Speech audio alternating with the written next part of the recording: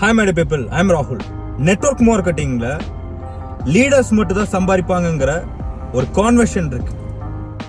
அப்படி பார்த்தா மற்ற ஃபீல்ட்ல சம்பாதிக்கணும்னாலுமே ஃபார் எக்ஸாம்பிள் ஒரு டாக்டர் ஆகணும் அப்படின்னா அதுக்கு நம்ம எஜுகேட் ஆகணும், கொஞ்சம் டைம் கொடுக்கணும். ஒரு இன்ஜினியர் ஆகணும் அப்படின்னா அதுக்கு நம்ம எஜுகேட் ஆகணும், டைம் கொடுக்கணும். ஒரு எம்ப்ளாய் ஆகணும்னா அதுக்கு நம்ம எஜுகேஷன் வேணும், டைம் கொடுக்கணும். ஜஸ்ட் இமேஜின், ஃபர்ஸ்ட் ஸ்டாண்டர்ட்ல இருந்து 12வது வரைக்கும் 12 வருஷம் நம்ம டைம் கொடுக்கணும். அதை தாண்டி காலேஜ்ல 3-5 வருஷம்னு சொல்லி கிட்டத்தட்ட ஒரு 15ல இருந்து ஒரு 17 வருஷம் எக்ஸ்பீரியன்ஸ் ஆயிட்டு தான் வந்து பாத்தீங்கன்னா நம்ம மாசம் ஒரு 30,000-40,000 சேலரிக்கு வரைக்கும்.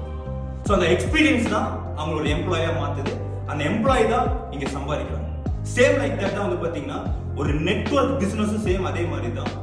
இங்க எக்ஸ்பீரியன்ஸ் ஆனதான் சம்பாதிப்போம். எப்படி ஒரு 20,000-30,000 ரூபாய்க்கு எக்ஸ்பீரியன்ஸ் ஆனதான் சம்பாதிப்பாங்கிற ஒரு சிஸ்டம் இந்த வேர்ல்டுல இருக்கும். சேம் அதே மாதிரி நெட்வொர்க்ல எக்ஸ்பீரியன்ஸ் ஆகிறாங்க, லீடர்ங்கிற ஒரு கேட்டகரியில் வருவாங்க. ஸோ லீடர் மட்டும் தான் சம்பாதிப்பாங்க, கத்துக்கிட்டவங்க மட்டும் தான் சம்பாதிப்பாங்க. This is fact.